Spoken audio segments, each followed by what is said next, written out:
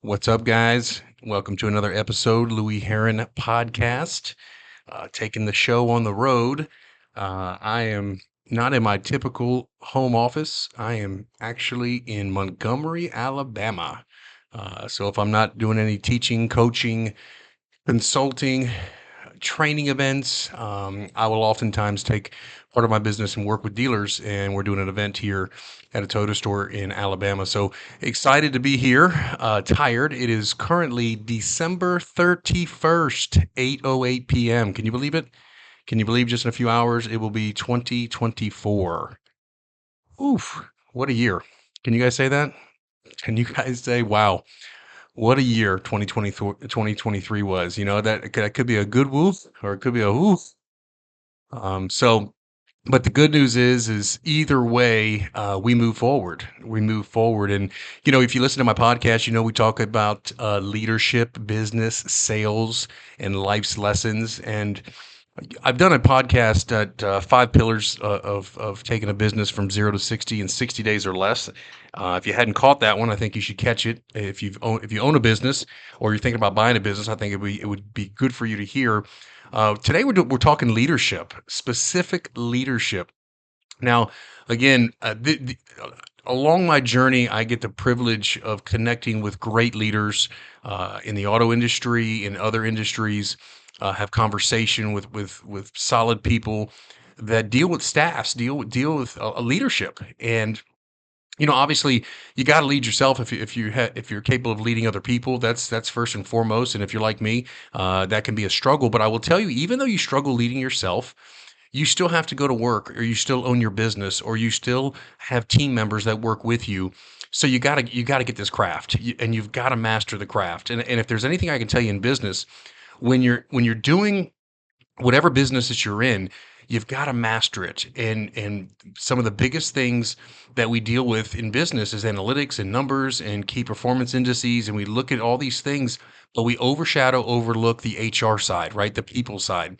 There are people that we serve that buy our products and services, and there's also people that we serve that are in our businesses. So again, we're going to talk leadership, and really, I've got five things that I've kind of picked up along the way.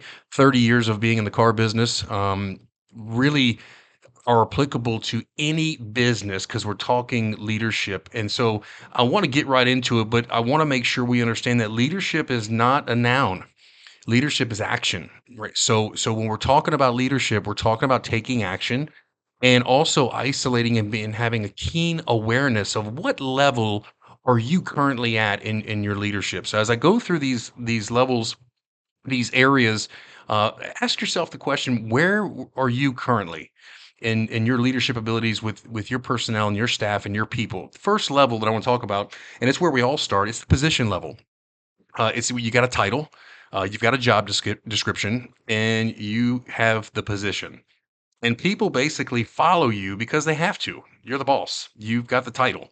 Uh, but remember, um, being in this position doesn't necessarily make you a leader, right? This is supervisor manager is not necessarily leader. So I think it's very important. Like in 1997, I became a sales manager. I became a manager, a leader of the sales staff. But I was by far a leader. I mean, at the time, I was 21 years old, right? So I clearly could barely lead myself, let alone most individuals that were selling for me were older than I was. The upside to this is I had a chance to define and grow into a leader, and you do too, right? If you get that first position title leadership role, you have the upside of actually getting better and growing if you want to master the craft, if you want to put in the time, if you want to learn, read, study some great leaders and really figure that deal out. The downside is the people that follow you will only give you or will actually give you the least amount of energy and effort at this level. Write this down. People don't like to follow people because they have to follow people, right? People don't want to actually follow anybody because they don't really want to have to follow. And so when you're leading people, it's an art, it's a craft, it's a persuasion, it's a connection, it's an encouraging love transfer of getting people enrolled in your vision, right? So again, a big mistake in level one leadership or kind of that entry level is because they think, that, or they feel like you have the position, they will follow. But unfortunately, it's it's the only reason they do follow is because they get paid by the efforts. Again, the very least energy and effort, heart and mind they will possibly give you. I mean, I'm in dealerships all over the country, and I know if they're a level one company. I mean, I can tell when it's quitting time at 8 p.m. But at 6:30 the people are already checked out. I already know what kind of leaders are in the building. Remember, I mean, I see stores from Los Angeles, California to Fort Lauderdale, Florida, to in Atlanta, Georgia. It doesn't matter. You can always tell. I can always tell where the leaders reside. I mean, you think about it. Most of these guys at the level one level, the highlight of the day, is checking out time. I mean, they're focused on what they're going to do for the evening. All because their leader basically is operating that level one status where they have the title. But the great news is you can always go to level 2. And level 2 is kind of I don't know, it's kind of the permission level, right? It's the key to relationships. Now people follow because they want to follow. And it's a big difference between have to and want to, right? Level 1 they have to follow, level 2 they want to follow. And it's a huge difference. But what happens? What's the difference? The connection happens. If you have connected with your people, you're connecting to a resource. You no longer become that supervisor. You now become the leader that they like. And I'm always amazed when people have leadership positions, but they're not likable. And to me, again, it's not a popularity contest by any imaginations, but remember, you're a leader. You're leading people. And it's tough being in the people business and not have people like you. And I don't know if you've ever experienced this. Maybe you've been a manager, a supervisor, and that's exactly what you are at that point is a manager and a supervisor. But remember, relationships with people is the foundation of leadership. It's the absolute foundation because leadership's influence, right? So to get a business to move in a certain direction, to get a business to start climbing, to attain the goals that we're all looking for, leadership is paramount. And again, leadership is influence. And so on the second level, there are three things that come to mind that happen when you become a level two leader. Three things that we have to just kind of really focus on is listen well, observe situations, scenarios, and people, and focus on if our people are actually learning.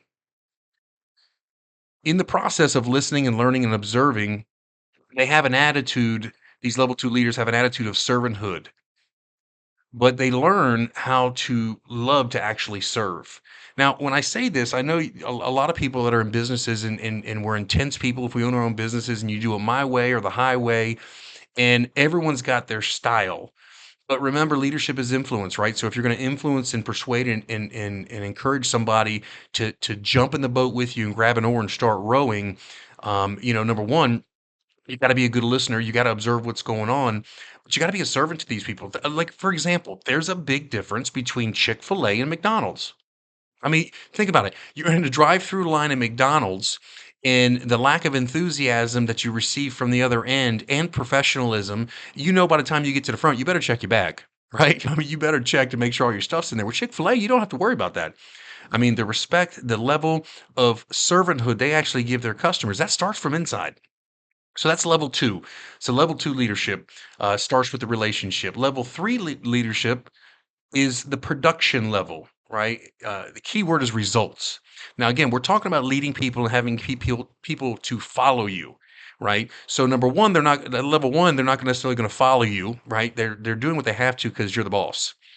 Level two, you're starting to connect and build a relationship. So now we're starting to gain ground and getting some followers. Level three is a production level.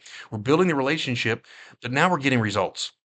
So this is the level where you are helping the bottom line of the company. You actually become effective as a leader because you produce and getting results. So again, what's important or what this looks like at the third level is you produce by example. You actually produce yourself. You're involved in the process. The greatest principle in leadership is people do what people see. So when we're leading people or we're leaders and we're going to dictate and tell people all the time what to do. And there's a time and a place where people have to do their jobs. No doubt, right? The quarterback can't do the lineman's job, right? We understand that. And the coach can't get on the field. However, when you're leading people, they need to know that you're a producer, right? When you're producing and getting results and you're actually involved in making things happen, remember, people see and people perform based on what they see. And too many leaders are kind of like travel agents, man. They send their people where they've never been themselves, right? I mean, you think about it, a lot of times, trainers and coaches and teachers, and they get a bad rap, because maybe they're out of an industry and into another business, and now they're training or coaching or whatever the case may be, and they always get teased and harassed that they teach and because they can't do right. But if you're a solid leader, like I can look back in the days in the car business, like, there's not a job in the car business I can't do. And it's because I've done those jobs. And it doesn't make me great. It doesn't make me the best leader in the world. It just means at the level 3 leadership level for me personally, I was a producer. I was a doer.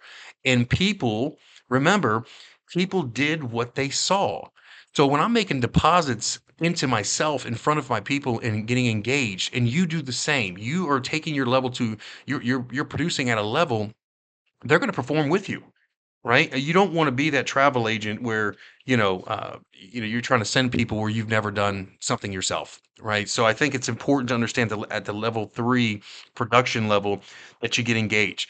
It's like I can remember even when, I had the good fortune to own a few car dealerships, there were moments where it was tight and we needed all hands on deck and we needed to close the month out strong, and I was right there working deals and on the phones with banks and with customers trying to make deals to close the month, to close the year. There are times where that's just got to happen. So it's important that you know at the level 3 leadership, it gets really really good because you're modeling out the things for your people to see, and now they start producing. But because you're not becoming, I guess, productive. What do you think you attract, right? When you become extremely productive, what do you think you attract? If you become extremely loving, what do you think you attract?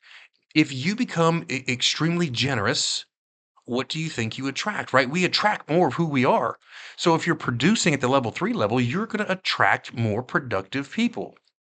Right? So it's kinda like the law of magnetism, right? I know John Maxwell talks about the law of magnetism. We attract who we are, not who we want, right? So if we become the very same thing that we want around us, we've gotta actually do. So, I ask some GMs when I'm, counseling with them, coaching with them, or doing some consulting work. I'll say something like, "What are you looking for in your people? Give me a list. Like, write a list down." They'll say, "I want an intense. I want integrity. I want an honest. I want a capable." And then I look at them and I say, "Let me ask you something. How much of this do you possess? How many of those qualities do you possess?" And again, I'm not challenging them in a way where I disbelief that they're that person. I'm just illustrating that the very same things that we want, that's who we're going to attract to us. I mean, level 3 is basically you are, as the leader, who you attract to your team. That's the bottom line. So, I mean, again, you are, as the leader, who you attract to your team. And so, again, the level 3 level, this is where we have a chance to produce and perform in a way that attracts the people that we're looking for. I mean, you got to remember, momentum is your best friend. Momentum, right? It's easier to grow, it's easier to lead when you have momentum, right? And if you could write this down, if hopefully you're not driving, if you could write this down, manager to try to solve problems while leaders try to create momentum. There's a huge different perspective. Managers and supervisors try to solve problems, but leaders, they're focused on creating momentum. Think about this. Momentum actually solves 80% of the problems. I mean, literally, like literally. Momentum is a problem solver, right? Think about in your body, your being, your balance, and your business, right? The lack is the problem stopper. right? The lack of momentum is what stops you. Think about it. We all, you hear me talk about it all the time, expansion and growth, right? Expansion, not perfection. We talk about your body and your health and your fitness. You talk about your relationships. You talk about your business. It's the lack of doing the things is the problem stopper. Think about when you get momentum, right? Momentum in your in personal relationships, momentum in the gym, momentum of eating the right foods. You start to gain ground. You start to gain ground. And if you fall back one day, you get right back up, right? But if you don't have a sense of momentum and you fall down one day, it becomes 3 days, then it becomes 7 days you fell down, right? So again, a manager or a supervisor spends a lot of time trying to solve problems, but leaders try to create momentum, right? Very, very important. Think about this for a second when you're talking about momentum. You take a train, right? That literally, um, let's just say it's going down the track. It's going down the track, right? You could hear it coming, and all of a sudden there's this concrete wall, but that train's coming, and that train's coming, and then boom, it goes right through because it's got momentum. Yet I can have a train sitting on a track and have a little tiny cement block that blocks it. It can't even get going. It's stopped. So again, momentum is a huge part of leadership, right? And the problem is not normally the problem. Momentum fixes all problems. I mean, it fixes problems in sports, it fixes problems in the government, it fixes problems in business, it fixes problems in your marriage. Momentum. As a leader, you got to focus on getting momentum. And you got to get good at level three. To get good at level three, you got to get the mo going. And I think you guys obviously in all side of your work, or really all of it, body, being, balance, and business, you all can gain that sense of momentum you're looking for. It's available to all of us, right? At any given moment. So again, let's move on to level four. So level one, you guys you got the title. Level two, you're building some relationships. Level three, you're producing. Now, you think about where you're at in your leadership abilities. And are your people following you because you have a title? Are they following you because you're starting to connect and build a relationship with them? Are they following you because you have the title, building a relationship, and now you're starting to produce? You're getting results to the bottom line, and you are making an impact in the business, and they want to become like you. They're attracted to that. They want what you have. They want to become who you are, but you're modeling that. Now, level four is the people development level, right? This is to me, this is the best part of leadership I ever had in my industry, in the automobile industry, but it's in any business. This is the sweet spot, right? And I love this part. This is where the magic happens. This is when you realize your people are your greatest asset and you yearn to grow them and love them. And this is how you grow your company. The level four level is where you're developing people. This is where you're growing your people. And as a leader that gets to level four, this is not a task, man. This is something you enjoy. This is like, man, who are my two or three top guys? And I'm ready to grow them, right? Their capacity and container increases, and then your business increases, right? So you heard me talk about container and capacity. All of us have a certain container and all of us have a certain capacity in all areas of our life, of how we view things, how we handle things, right? The container is how much you can actually physically hold in your mind that you can understand, and obviously the capacity to gather that information. If you're training your people to grow, their capacity gets bigger, their container gets bigger. That's why they go from a sales to a sales manager to a general sales manager to a general manager to a partner in a business to an owner of a business. The capacity of somebody who owns a business is much larger than the sales representative that works for that business. And as a level four leader, this is where you get to develop those people. All right, so three key things come to mind when I'm thinking about level four as I talk with powerful, strong leaders and I think about some of my past experience. The first thing is recruitment, right? The better the person, the higher the odds you can do well with them, right? So you find up front the good players versus the bad players, the good versus the bad, right? The better the quality the person, the more you're able to shape and mold and grow that person. 80% of your success with people is who you bring in, who you hire. That eye for that young guy or that young female that's got the skills and the ability and the work ethic, the qualities that you're looking for. Do you have, you know, do you consider or do you even know if you have a clear picture of what you're looking for as a leader? Level 4, not talking level 1, guys. Level 1 leaders aren't thinking about growing people.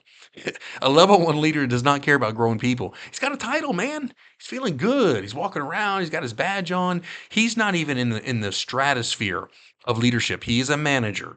But a level 4 leader, right, has a clear picture of who he's trying to grow, the qualities, the that individual intangibles, right? You're looking for that particular person, right? But you again, the better the person, the higher the odds that you can do well with them. The second thing that comes to mind is positioning, right? The ability to get the right people in the right seat, right? Secret, is you place your players at what they're good at.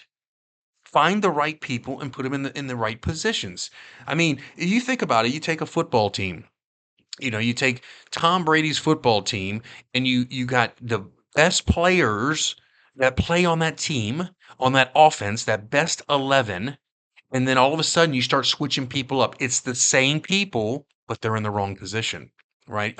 Most of you know I'm a huge Dolphin fan, right? So we got Tyreek Hill and we got Tua and we got Waddle and we got all these different players, right? And if I were to interchange those and put Tyreek on the offensive line and take my guard and put him out wide, take Tua and make him the center, take the center, make him the quarterback, it's the same 11 on the field. They're not going to perform very well because they're out of position. So if you look at your teams, and I know sometimes you may think, because I went through it, well, if I move John here, he really likes to do it. He hates being on phones. Well, you know what? If John's the best on the phones, put his ass on the phones because that's where he's good at, right? And your job as a leader is to convince, persuade, and motivate and inspire him to understand the vision of what you're trying to create. And by the way, John, this is what's in it for you when we can get this thing and grow this thing and get it to this level, buddy. You ain't going to be there forever. Right? I hope that makes sense to you guys. If it, understanding the power of putting people in the right position. But successful leaders discover what their people are good at. And once they find that, they put them where they need to be. I mean, the level 4 leader is always looking at the people, observing and watching. And really, it doesn't matter how talented you are if you're at a position. I mean, you'll never reach your full potential. That goes for me, right? That goes for me as well. I mean, I operated businesses. I've owned and operated dealerships. That doesn't mean my best position was the owner. I mean, I'm no dummy. I mean, I'm a communicator, man. I'm a motivator. I'm an inspirer. I am a closer. I am a marketer. I am a promoter. All of those don't necessarily coincide with ownership or being the owner, right? So, some owners, have just great business acumen and their skill level to fine tune processes and again, I had to learn those things. I had to operate in that, but I was also smart enough to bring in my odds got better when I brought in good comptrollers, right? Good office managers that knew numbers, that built great spreadsheets, that provided data for me every single morning when I walked into my dealership for me to isolate and understand quickly without me having to dig deep and find and look. And there's all different things. Same thing with the parts and service department in my dealerships. I mean, I understand parts and service. It doesn't mean I want to go back and write service or go change the oil. That's not necessarily where I'm most gifted at, right? So again, you got to put your people in the right positions and make sure that you're focused on bringing in the right people. And again, I think when it comes to get your people in the right position, I mean, you've got to really be fantastic at a level 4, recruit well, position well, and equipped well, right? Because you got to recruit well, position well, and equip them well. What do I mean by equipping somebody? That means multiplying yourself. That means getting out of self, getting out of your ego, not being scared that you're going to teach somebody quote unquote too much. Bro, that's what you this is what you're trying to do. You're trying to multiply yourself. And what you do is you equipped your individual people again with kind of three things come to mind. I do it, which means you can't teach what you can't do, right? So how do I equip somebody, right? I do it first, right? And then, they do it with me, right? This is the mentor phase, right? And then I pass the baton and I say, hey, buddy, you do it. And I hand the ball off. right? To help, and I'm there to help them. And then you allow them to do it by themselves, right? That's equipping your people. And so when you have the mindset to grow people, you have your mindset in that level 2 to develop people. This is when compounding happens. You start to compound time, money, and influence. Does that make sense? When you start equipping people, you start compounding 'cause you're multiplying yourself. So you're gaining more time, you're gaining more money, and you're gaining more influence within either your community with your business or acquiring more businesses. When you can train somebody who can actually train somebody else. So I've equipped my people and I've taught them how to equip other people. And then now those people are learning how to equip other people. That's a compound effect. I mean, level 4 is a beautiful level because that's where you get to develop and grow people. But listen, there's still another level. There's still level 5, right? This is kind of the pinnacle level.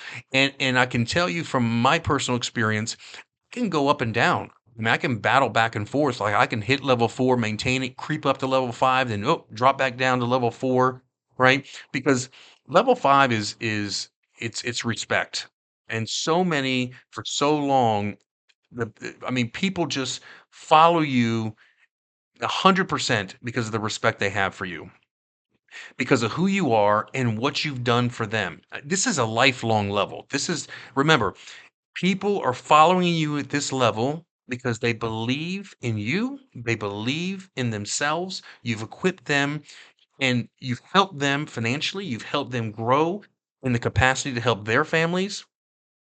And so again, the level 5 leadership is really, when you're looking at all 5 levels, the goal is, if I'm a leader, and we'll replace that with manager or supervisor or general manager or even owner, right? Yeah, I'm a leader. We got a manager title, but you're the leader. You are the leader. Leadership.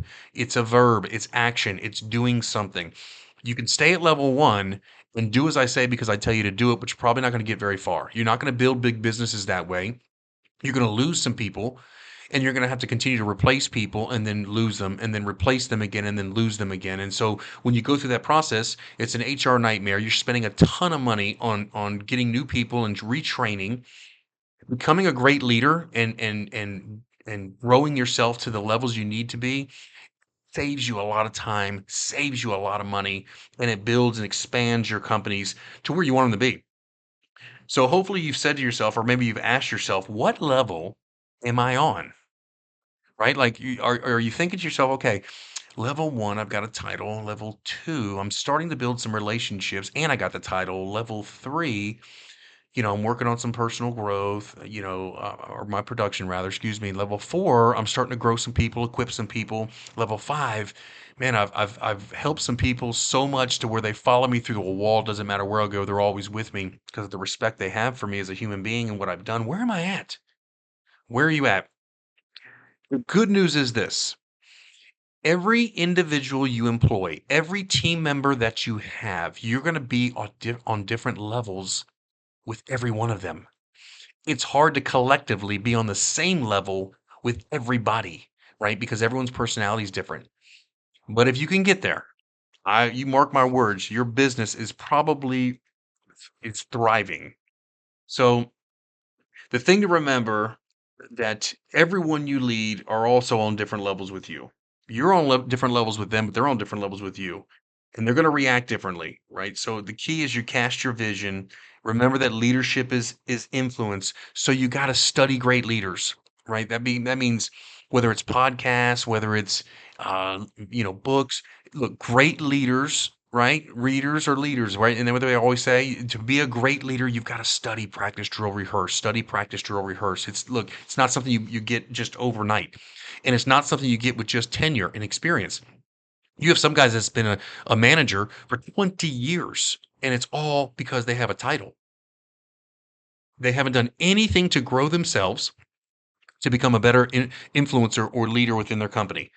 You've seen them, you've worked with them. Maybe you are one of them. I don't know. Maybe you've been in the business for 11 years and you've been a manager, but you're still at that level 1 position. So when we talk about the Louie Herron podcast, we're talking about leadership, business, sales, and life's lessons. We're talking about all the things that help men grow their companies, grow their businesses, grow themselves, focusing on expansion, not perfection. We want to get better every single day. I drop a new episode every single week. And look, guys, I will tell you the greatest form of reciprocity. If you like what you hear, or there's just one thing you took away, or maybe you want to, maybe someone else to hear this, look, I would love for you to share it. You know, make a comment, and just get better. Just again, give to others and let others give back to you. Again, sometimes we, as human beings, we focus too much on our needs versus actually planting good seeds, right? The ego in me, in Louie, always wants my needs met when I should really be focused on handling others' seeds that I could be planting and helping the other people grow. Because in the end, that's the old adage, sowing and reaping. So give of yourself, give of your time, be great, be special. Look, if no one's told you that they love you, just know that if you listen to this podcast, I love you, man. I appreciate you taking your time, valuable time, to grow, expand, get better. And again, hopefully it resonates with you. I'll be dropping the next episode next week. As we move forward, course correct this week. Have a killer week, and we'll see you next time on the Louie Herron Podcast.